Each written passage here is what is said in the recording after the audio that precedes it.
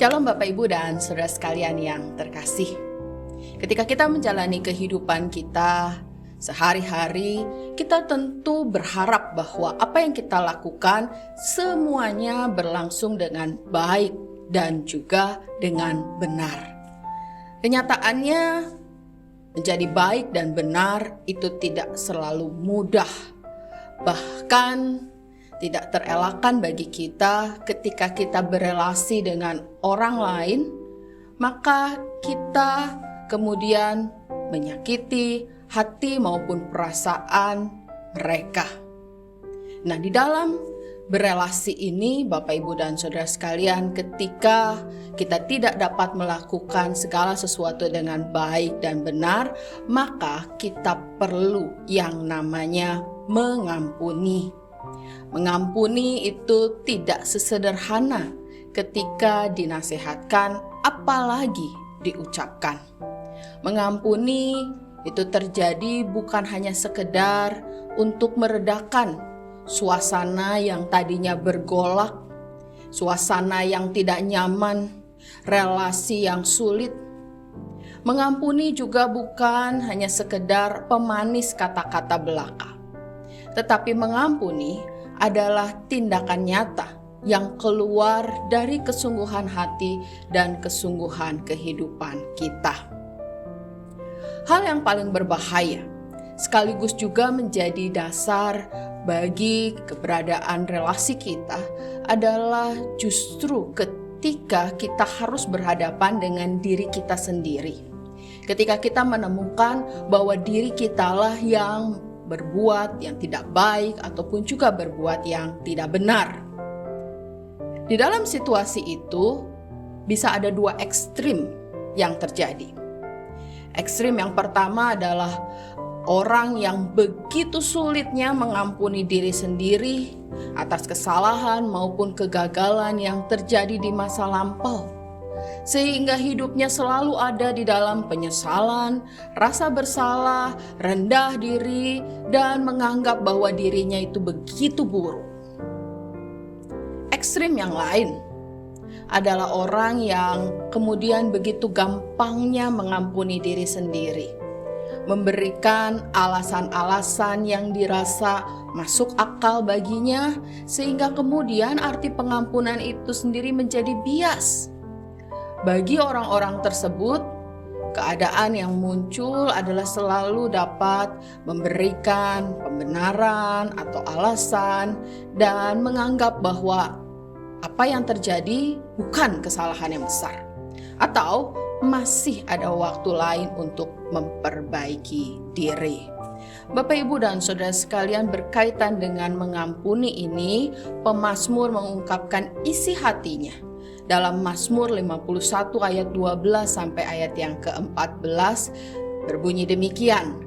Jadikanlah hatiku tahir, ya Allah, dan perbaharuilah batinku dengan roh yang teguh. Janganlah membuang aku dari hadapanmu, dan janganlah mengambil rohmu yang kudus daripadaku. Bangkitkanlah kembali padaku kegirangan, karena selamat yang daripadamu, dan lengkapilah aku dengan roh yang rela. Bapak, Ibu, dan saudara sekalian, permohonan pemazmur ini juga menjadi permohonan kita. Bagaimana Tuhan menjadikan hati kita tahir, bagaimana roh kita menjadi roh yang rela. Tentu saja untuk kita bisa mengalami itu, anugerah Allah itu yang betul-betul mengubahkan kita, disitulah kita harus belajar menempatkan pengampunan bagi diri kita sendiri secara benar. Ada 3 hal yang bisa kita lakukan. Yang pertama adalah mari kita melihat kesalahan atau kegagalan kita dengan objektif, tanpa menyertakan argumen-argumen yang menunjukkan pembenaran bagi kita, atau tanpa kita mencari begitu banyak alasan atas kesalahan tersebut. Dengan kita melihat kesalahan atau kegagalan kita secara objektif, kita berani menempatkan kejadian tersebut di dalam standar kebenaran firman Tuhan. bahwa salah adalah salah, apapun alasannya. Yang kedua, dengan kesadaran bahwa yang kita lakukan adalah sebuah kesalahan, maka dibutuhkan sikap untuk kita memutuskan hubungan dengan kesalahan tersebut, yaitu dengan berhenti melakukannya, menyesal bahwa kita sudah melakukannya, dan berani membuang sikap atau sifat yang salah tersebut. Bahkan jika diperlukan Bapak Ibu Saudara sekalian, kita dapat menggunakan kata membenci pada kasus ini, yaitu bahwa kita memilih membenci sikap atau sifat kita yang salah tersebut.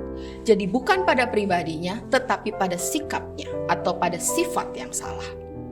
Yang ketiga, kita memposisikan diri di dalam anugerah penebusan yang sudah diberikan oleh Tuhan Yesus Kristus, yaitu bahwa manusia yang berdosa berharga di matanya. Dikasihinya sampai ia rela mati di kayu salib untuk membayar harga kita. Artinya, hidup kita dipulihkan di dalam pengorbanan Tuhan. Kita dikasihi, kita dipandang berharga. Untuk dapat mengampuni, kita semua belajar dan berproses. Tidak ada yang mustahil, Bapak Ibu Saudara.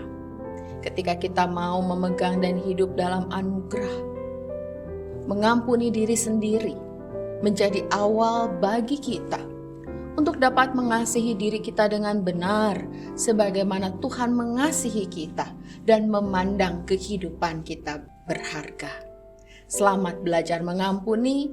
Tuhan Yesus memampukan kita selalu.